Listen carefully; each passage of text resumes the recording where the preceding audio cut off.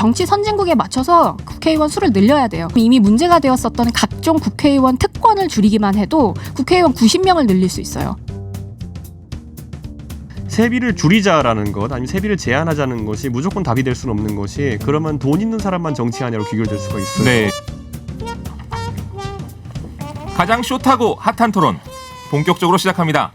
이준석 전 바른미래당 최고위원 어서 오십시오. 네, 안녕하세요. 네, 신지은 녹색당 공동운영위원장님 안녕하세요. 네, 안녕하세요. 종종 라디오에서 두 분 목소리 들었고 예. 저번에 제가 정관용 선생님 프로그램을 잠깐 맡았을 때 두 분 한 번씩 뵀던 것 같아요. 그렇죠. 네, 반갑습니다. 오랜만에 함께 지내는데 어떻게 근황이 어떠신지요? 저야 뭐 잘 지내고 있고요. 네. 최근에 손학규 대표에게 탄압받고 있습니다. 아, 그렇군요. 예. 네, 저는 선거 잘 준비하려고 노력하고 있습니다. 아, 네, 좋습니다. 두 분 다 깔끔하시네요. 역시. 오늘 잘 부탁드리고요. 예. 첫 번째 주제 숏하게 진행하도록 하겠습니다. 민주당이 영화 82년생 김지영에 대한 청년 대변인의 논평을 사흘 만에 철회했다고 하는데요. 장종화 대변인이 하고 싶었던 말은 남성도 여성과 마찬가지로 차별받고 있다. 뭐 이거였던 것 같은데 우선 민주당의 논평 철회에 대한 어떤 입장인지 두 분 이야기를 좀 듣고 싶거든요. 논평이라는 거는요. 네. 대변인이 내면요. 보통 정당의 공보실이라는 곳에서 어느 정도 합의가 이루어지면 내보내는 게 그 방식이거든요. 네. 그러니까 이거는 냈다가 반응이 좀 자기 핵심 지지층에서 안 좋으니까 뺀 거예요. 그러니까 좀 추격하면은 비겁하다. 이렇게 할 수 있는 부분이고 네. 이 장종화 대변인 같은 경우에는 20대에서 민주당의 인기가 좀 떨어지니까 남자들 사이에서 좀 그래서 투입되신 분 같은데 이준석 하태경 약간 어설프게 따라한 것 같다. 이런 생각이 듭니다. 본인을 따라했다. 이 국면에서도 네, 깔때기를 이런 내시다니. 아니 이게 왜 그러냐면요. 대단하십니다. 사실 이 젊은 세대에 대한 행보가 무엇이냐. 네. 과거에는 2012년만 하더라도 대학 등록금 문제 이런 것들이 주 이슈였어요. 네. 그리고 그 다음에는 2016년에는 일자리 문제. 그렇죠. 근데 2020년에는 그것보다 약간 고차원적이고 철학적인 젠더 이슈로 이제 넘어갔거든요. 네. 근데 이거는 기존 정치인들에게는 또 기성 정당들에게는 네. 원내 정당들한테 생소한 영역입니다. 생소한 영역이죠. 잘못 건드리면 이렇게 돼요. 네. 저는 좀 미숙했다라고 말씀드리고 싶어요. 네. 우리 장종화 대변인이 말했던 것처럼 의도는 이게 아닐 수 있다. 의도는 여성과 남성이 이 가부장제 사회에서 함께 고통받고 있는 사람들이라고 하는 걸 얘기하고 싶을 수도 있는데 네. 이게 한번 보십시오. 예를 들어서 장애인 단체에서 장애인 이동권에 대한 운동을 했다고 보세요. 그래서 그것에 대해서 지지하는 논평을 냈는데 거기에 우리 사회 이동권으로 고통받고 있는 사람은 장애인만이 아닙니다. 우리 일반 시민들도 이동권이 대중교통이 만들어지지 않아서 고통스럽습니다. 라고 하면 네. 사실 기존의 문제 제기하려고 했었던 것은 희석되는 효과가 만들어지잖아요. 그러네. 핀트를 잘못 잡았다는 네, 말씀이시군요. 네. 그래서 아다르고 어다르다고 원래 하고 싶었었던 이야기들을 네. 하기엔 조금 부적절한 논평이었다라고 얘기하고 싶습니다. 아니, 근데 그렇군요. 신재희 위원장은 이렇게라도 이 전장에 기존의 정당들이 뛰어드는 게 좋다 보세요? 아니면은 어떻게 보세요? 왜냐하면 저는 이거는 우리가 냄비가 뜨겁다는 걸 가르치는 과정 중에 네. 사람이 만져보는 게 누군가인가 한 번씩 있잖아요. 그쵸. 그 과정이 없이는 절대 냄비의 뜨거움을 이해 못한다 보기 때문에 저는 오히려 이 장종화 대변인이라는 분은 이번 계기로 인해 가지고 이 문제에 위험성도 그러니까 성급하게 다뤘을 때 위험성도 느꼈겠지만은 반대로 이 문제가 얼마나 핫한 이슈인지는 확실히 알았을 것이다. 맞아요. 근데 굉장히 핫한 이제 이슈죠. 뜨겁게 데인 사람은 제가 보기엔 이준석 최고위원이셔야 하지 않을까 싶어요. 몇 달 전에 왜 네. 자기는 본인은 82년생 김지영보다 41년생 이명박이 더 불쌍하다 이런 얘기를 인터뷰를 하셨거든요. 그러고 살고도 저 아무런 문제 없이 살고 있잖아요. 그게 더 비판받아야 될 지점이 아닐까 싶습니다. 역시 두 분 뜨겁게 데이셔야 돼요. 저는 철회 안 해요. 그런데 뜨겁네요. 네, 뜨겁습니다. 굉장히 뜨거운 냄비네요. 네, 좋습니다. 82년생 김지영 소설도 그렇고 영화도 논란의 중심에 섰어요. 네. 소위 말하는 남혐, 여혐 이 중심에 섰다고 보는 겁니까? 이게 이제 논쟁의 지점이 되는 게 영화 네. 봤다고만 해도 공격당하는 경우가 있어요. 아이고. 근데 저는 봤어요. 네. 저는 공격 안 당해요. 왜냐하면 저는 거기 근데 반대하는 입장이신 것 같은데. 그러니까 이 이슈에 대한 제 관점이 이제 명확하게 네. 드러났기 때문에 단순히 그래서 저는 영화를 봤다 안 봤다를 가지고 누군가가 페미니즘에 동조한다 아니다라고 판단하는 것은 좀 성급하다 이렇게 보고 싶고 네. 그러다 보니까 이 좀 관람객 수도 많은 영화가 그쵸. 관람객 수에 비해 가지고 진지한 토론회장으로 나오지 못했다는 게 저는 약간 아쉬워요 보면은. 그래서 영화를 보면서 느꼈던 게 뭐냐면은 책에 비해 가지고 오히려 내용은 굉장히 순화됐다. 메시지가 약했다 좀 보는 거예요. 그러니까 예를 들어 영화 전체에서 제가 제 기준에서 봤을 때 젠더 감수성이 떨어지고 나쁜 사람으로 묘사될 수 있는 사람 정도는 시어머니밖에 없어요. 아. 예. 다른 사람들은 제가 봤을 때 일반적인 사회 평균보다 젠더 감수성이 높아요. 그게 바로 페미니즘이 이야기하고 있는 바입니다. 그러니까 페미니즘은 단순히 이제 여성만 불쌍하다, 여성이 고통받는다가 아니라 이 가부장제 사회에서 여성이든 남성이든 성소수자든 성별, 젠더로 인해서 차별받는다라고 하는 것을 짚는 철학이거든요. 이제 그런 점에서는 저는 영화가 잘 짚어졌다라고 보고 있고요. 근데 왜 자꾸 이걸 전장으로 얘기하는지 전 그것에 대해서 문제 제기하고 싶어요. 이게 전장의 문제가 아니거든요. 예를 들면 장애인 이동권이 보장이 되면 비장애인의 권리가 떨어집니까? 아닙니다. 여성의 권리가 올라간다 그래서 남성의 권리가 떨어지는 것이 아니에요. 그러니까 오히려 그 성별 이분법적 구조에서 벗어나서 모두가 다 행복한 사회를 만들어 나가는 게 바로 지금 필요한 페미니즘의 정치인데 오히려 정치권에서 이건 여혐이네, 이건 남혐이네 이렇게 몰아간단 말이에요. 네. 그 구조를 벗어나서 연대의 정치가 필요할 때가 아닐까 싶습니다. 뭐 이게 그러니까 한마디로 이쪽이 권리가 올라가면 그렇다고 이쪽이 떨어지는 건 아닌데 결국에는 이게 경쟁의 구도로 가는 이유는 적극적 시정 조치들을 하면서부터 되는 겁니다. 보면은 특정 성별이란 이유로 유불리를 따진다는 것 자체가 이제 그렇다 보는 것이기 때문에 쿼터라고 하죠. 쿼터제가 있느냐 없느냐 때문에 뭐 스크린 쿼터 할 때 그런 쿼터 그렇죠. 그런데 이제 남녀 성별에 대해서 양성 뭐 평등 채용 목표제라든지 채용 평등 목표제라든지 이런 것이 있다고 했을 때 이건 적극적인 시정 조치입니다. 수치적으로 뭔가를 맞춰야 되는 조치거든요. 그런데 그게 자연적이지 않다라는 인식이 있어가지고 오히려 차별을 조장한다는 얘기를 이제 들을 수도 있는 것이죠. 그렇기 때문에 저는 이런 부분에 있어가지고 아까 신재희 위원장이 말한 대원칙에는 공감하는 사람이 많을 거지만은 그것을 이루는 과정에 있어서는 적어도 지금의 대한민국의 페미니즘 진영에서는 적극적 시정 조치가 필요하다고 보는 것이고 오히려 거기에 대해서 좀 불쾌한 느낌을 갖고 있는 분들은 적극적 시정 조치가 오히려 차별을 야기할 수 있다. 역차별이라고 보통 표현하죠. 그걸 야기할 수 있다는 점을 지적하는 거죠. 근데 그렇게 따지면 우리 사회에 있는 쿼터제가 모두 다 불필요한 제도로 되어버립니다. 그러니까 예를 들면 뭐 농업촌에 있는 학생들 특별 전형, 뭐 그럼 이것도 삭제해야겠네요. 뭐 그리고 또 우리 소득이 좀 적으신 분들을 위해서 우리가 복지제도가 많이 만들어져 있는데 그것도 또한 다른 사람에겐 역차별일 수 있잖아요. 그러니까 우리 사회가 어느 방향을 지향하느냐에 따라서 결정해야 될 문제지 만약에 그 쿼터제 혹은 뭐 약자들을 대상으로 한 제도가 모두 다 사라지면 정말 한국 사회는 각자도생밖에 남지 않습니다. 그래서 이제 보면 칸막이를 나누면 나눌수록 이제 봤을 때 불공정이 생길 소지가 있다라고 보는 것인 게 네. 최근에 대학 입시 관련해서도 이야기가 나왔지만은 대학 입시 전형이 워낙 다양하다 보니까 그 안에서는 누가 논문 써서 가는 사람도 생기고 정보가 부족한 사람은 애초에 접근이 차단된 입시 제도도 있고 이러다 보니까 불공정이 생긴다 보는 거고 차라리 정시로 시험 봐서 다 줄 세워버려 이게 그게 공정의 네. 그 테마인 것처럼 나오잖아요. 네, 그러니까 저는 지금 말하는 쿼터제라는 것도 보면은 결국에는 쿼터제를 두는 순간부터 칸막이가 나눠져 있기 때문에 동일 기준을 적용해가지고 사람을 선발하거나 이런 것이 어려워져요. 근데 그게 하나의 불공정의 씨앗이라 보는 그런 사람들이 있는 거죠. 근데 그렇게 가버리면 정말 개천에서 용날 수 있는 사회는 만들어지지 않고 정말 모두가 다 줄 세워지기가 되어서 누구도 신분 상승의 꿈을 이룰 수 없는 누구도 계급 사다리에 올라가지 못하는 현상이 발생하게 된다고 생각합니다. 아 지금 또 이게 갑자기 정시 수지 문제로 넘어가는데 저희는 이걸 거의 지금 1년째 저희는 신재희 위원장이 같이 하고 있기 때문에 저희 무슨 그 태권도 할 때 보면은 너무 스무스하게 교육 문제로 넘어와서 네가 깜짝 왼발을 놀랐습니다. 질러 내가 오른발 질게 이거 그냥 대련하는 것 같아요 요즘은. 자, 알겠습니다. 이쯤에서 다음 소재로 한번 넘어가 보도록 할까요? 네, 두 번째 토론 핫하게 말씀 나눠보시죠. 네. 지금 국회가 패스트트랙에 오른 선거법 개정안과 관련해서 가장 핫한 이슈가 의원 정수예요. 의원 정수를 늘리자 혹은 늘리지 말자. 어떠십니까? 저는 의원 정수를 늘려야 된다고 생각합니다. 더 네. 파격적으로 늘려야 된다고 생각해요. 근데 여기에서 감안해야 될 것은 바로 국회의원의 임금과 특권입니다. 그러니까 임금과 특권을 줄여서 그 남은 비용으로 국회의원을 한 60명에서 80명 정도 더 뽑을 수 있거든요. 현행 네. 세비를 더 많이 끓이지 않도록 안 와도 되도록. 그런데 다른 나라와 비교해봤었을 때 과연 한국의 국회의원이 적정한 수준인가? 이것도 좀 고려해볼 만한 사항이에요.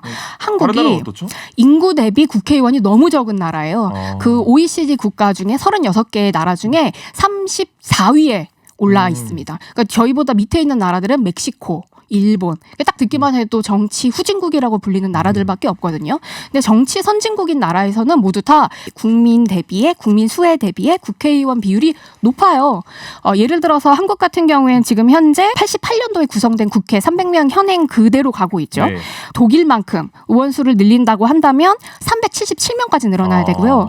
영국 수준으로 늘리게 된다면 538명. 그러니까 국민 수 대. 500명이에요? 네, 국민 수 비율로 따져보면요. 그렇게 높여야 되는데 한국은 오히려 더 퇴행하고 있다. 이번에 자유한국당이 낸 안 보십시오. 오히려 국회의원 줄이자 이런 주장을 하고 있잖아요. 그러니까 정치 후진국일 때 자유한국당이 득세할 수 있다라고 하는 것을 알고 있는 것 같습니다.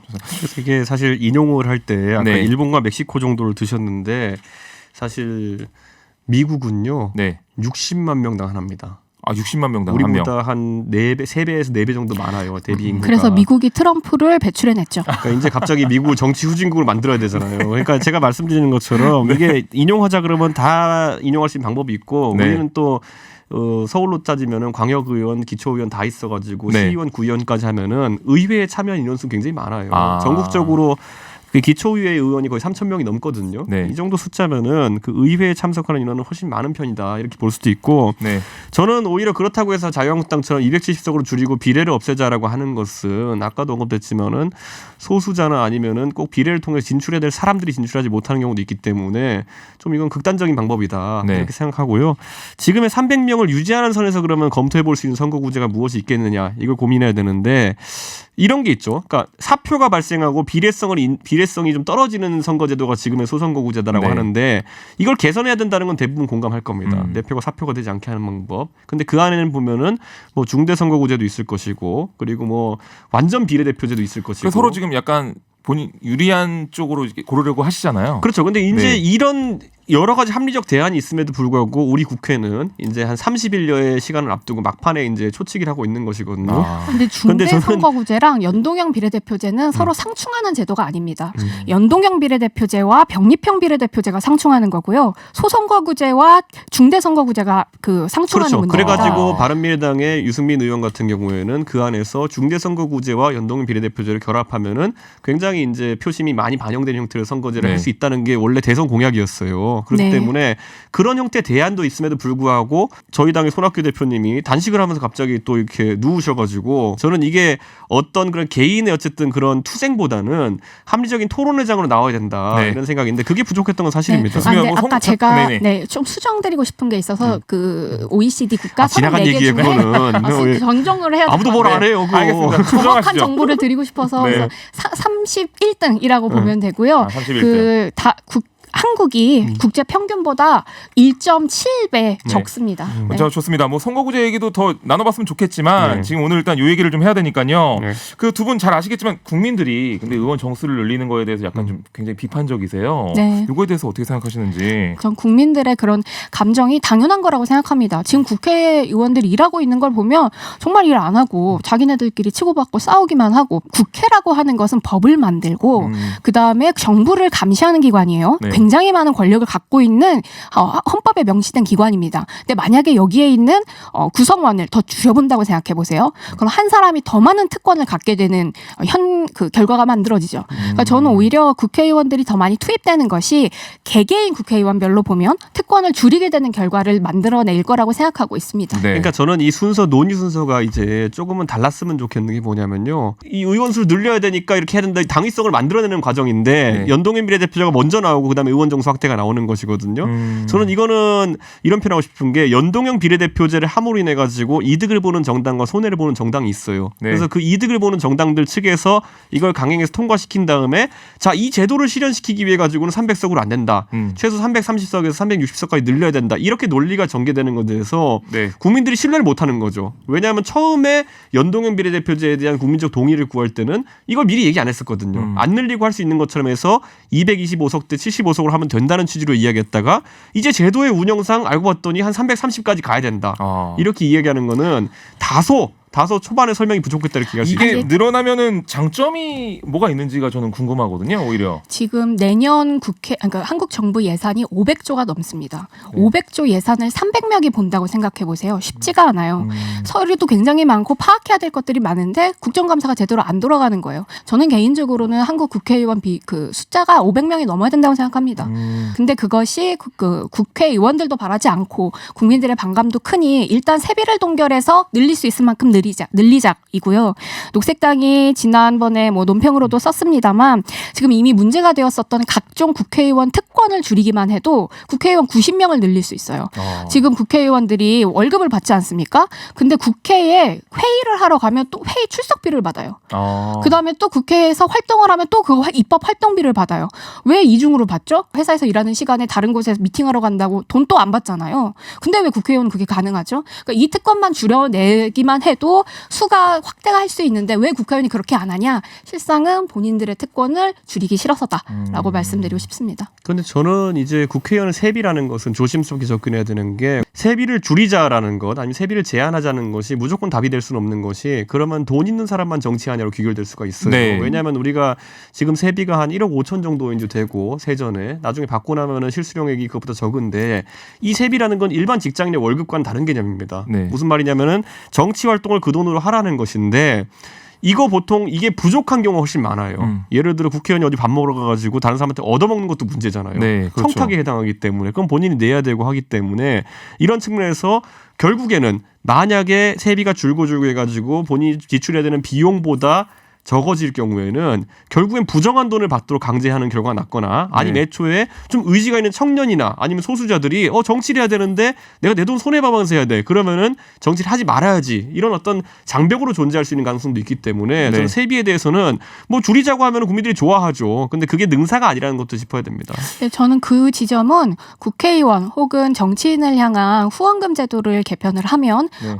해결이 가능할 거라고 보고 있습니다. 저는 그 궁금했는데 이제 외국 영화 같은 걸 보면 후원금을 좀 많이 받잖아요. 파티 같은 걸 열어서. 네. 우리나라는 그렇게 하면 안 되는 건가요? 네, 한국은 그 법상, 선거법상, 정당법상 국회의원이 후원금을 받기 굉장히 어렵게 되어 있고요. 그리고 특히나 이제 의원이 되지 못한 청년 정치인 같은 경우에는 아예 그게 원천적으로 봉쇄되어 있기 때문에 좀 가난한 개인이 정치를 하기 매우 어려운 상황이죠. 근데 이거는 네. 후원금 제도를 개편을 해서 뚫고 대신 전체 국회의원들 세비들은 그 임금을 줄이는 방식, 세비를 줄이는 방식으로 하면 충분히 전 돌파 가능한 지점이라고 저도 생각합니다. 약간 궁금한 게 청렴하게 국회의원들이 하는 건 좋지만 그 국민들도 그 정도까지 바라는 건 아니거든요. 어느 정도 받으시는 건 좋은데 근데 이제 나중에 정치할 때 되면은 돈이 없으면 결국은 선거에서 지는 거고 그럼 그렇죠. 본인의 이제 이념이나 철학들을 어떻게 좀 그러니까 수 이런 없는 점이 거잖아요. 있어요. 그러니까 예. 대도서관도 방송해 보면은 네. 유튜브 하면서도 채널에 따라 가지고 다루는 주제에 따라 가지고 PPL이 들어오는 정도도 다르고 후원이 들어오는 정도가 다를 거예요. 네. 근데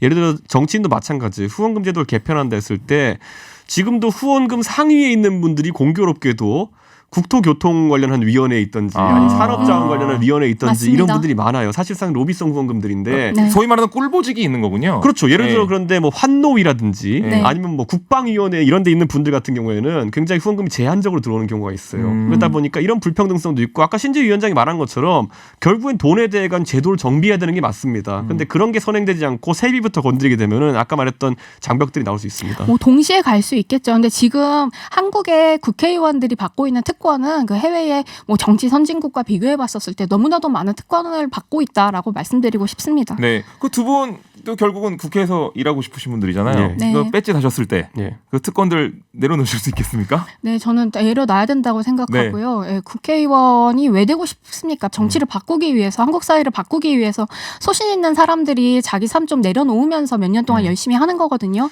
그 소신이 있다면 당연히 가능한 선택이라고 생각합니다. 저는 네. 공항 귀빈실 이런 거 같은 경우는 왜 있는 특권인지 모르겠는데 아무도 봐주는 사람도 없고 거기 가가지고 나 혼자 기분 내고 있으면 그게 뭐지? 그러니까 그런 게 불필요한 특권이 아닌가 이런 생각을 하게 되는 네. 것이고 뭐 아. 그런 부분은 당연히 권위주의 시대의 산물이니까 네. 사라져야 된다. 맞아요. 그리고 뭐 신재 위원장이나 저 같은 사람은 오히려 그런 특권이 좀 불편한 사람들이 아니냐 그런 세대가 아닌가 싶습니다. 네, 좋습니다. 두 분 열띤 토론 정말 감사하고요. 이러다간 얘기가 끝나지도 않을 것 같아가지고 네. 시간이 벌써 이렇게 지났어요. 여기서 인사를 좀 드려야 될 것 같습니다. 자, 지금까지 신지혜 녹색당 공동운영위원장님 그리고 또 이준석 전 바른미래당 최고위원님과 함께 얘기 나눴습니다. 오늘 말씀 감사드립니다. 감사합니다. 네, 감사합니다. 감사합니다. 네.